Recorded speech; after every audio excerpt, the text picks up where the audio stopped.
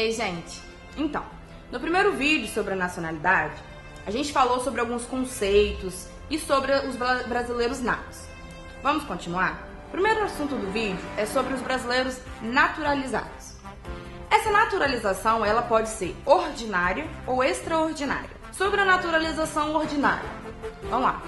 Para os indivíduos originários de países que falam a língua portuguesa, será suficiente a comprovação de dois requisitos: residência no Brasil por um ano ininterrupto e idoneidade moral. Indivíduos originários de outros países, a naturalização ordinária se dá na forma da lei, que no caso é a 6.815 de 80, que tem os requisitos a partir do artigo 112.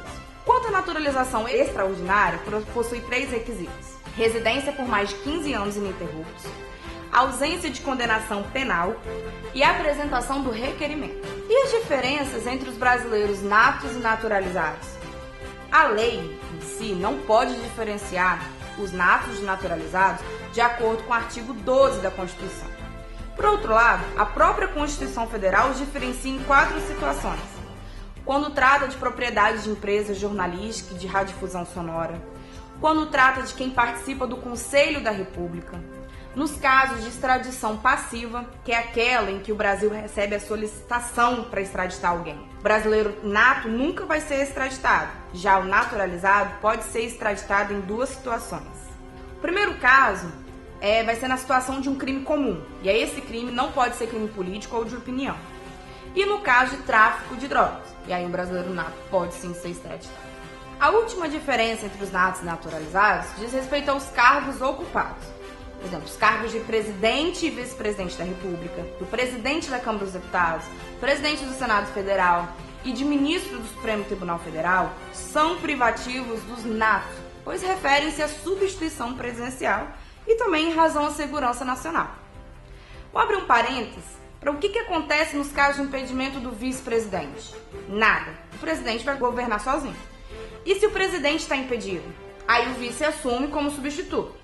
E se o presidente e o vice estão impedidos? O que faz? Aí vai convocar a linha de substituição, que o próximo é o presidente da Câmara dos Deputados, depois o presidente do Senado e, por último, o presidente do STF. Os deputados federais e senadores, eles podem ser naturalizados, certo?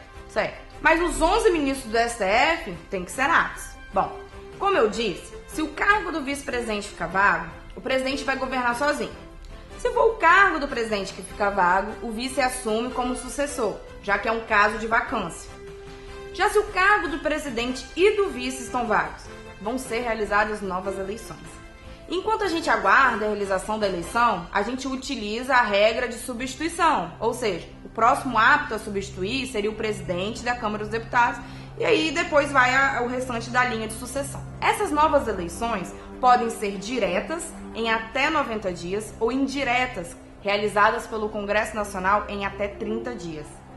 A eleição direta ela pode ocorrer quando houver os 2 cargos vagos, presidente e vice, nos 2 primeiros anos do mandato presidencial. E a indireta vai ocorrer quando os 2 cargos estão vagos nos 2 últimos anos do mandato. O ministro de Estado, por exemplo, ele deve ser brasileiro, maior de 21 anos, nato ou naturalizado, com exceção do ministro da Defesa, que deve ser nato. Bom, o último assunto desse tema é sobre a perda da nacionalidade. Tanto o brasileiro nato como naturalizado pode perder a nacionalidade. O nato também. Bom, o nato e naturalizado poderão perder a nacionalidade se adquirir outra nacionalidade. Mas mesmo nesse caso, tem exceção, que são aquelas situações de reconhecimento de nacionalidade originária pela lei estrangeira, ou se ocorrer imposição de naturalização pela norma estrangeira ao brasileiro residente em estado estrangeiro, como condição para permanência em seu território ou para o exercício de direitos civis. E o brasileiro naturalizado ainda vai poder perder a nacionalidade se tiver sido cancelada a sua naturalização por sentença judicial em virtude de atividade nociva ao interesse nacional. Então, gente, era isso que eu queria falar para vocês sobre esse tema de nacionalidade. É um tema relativamente grande, tentei fazer de uma forma bem resumida. Se você tiver interesse nesse assunto e quiser um vídeo mais completo, manda uma mensagem pra gente. Se inscreva no canal, curta o vídeo, curte a gente lá no Instagram, que é o @portalplanetajurídico. E eu te vejo no próximo vídeo. Tchau!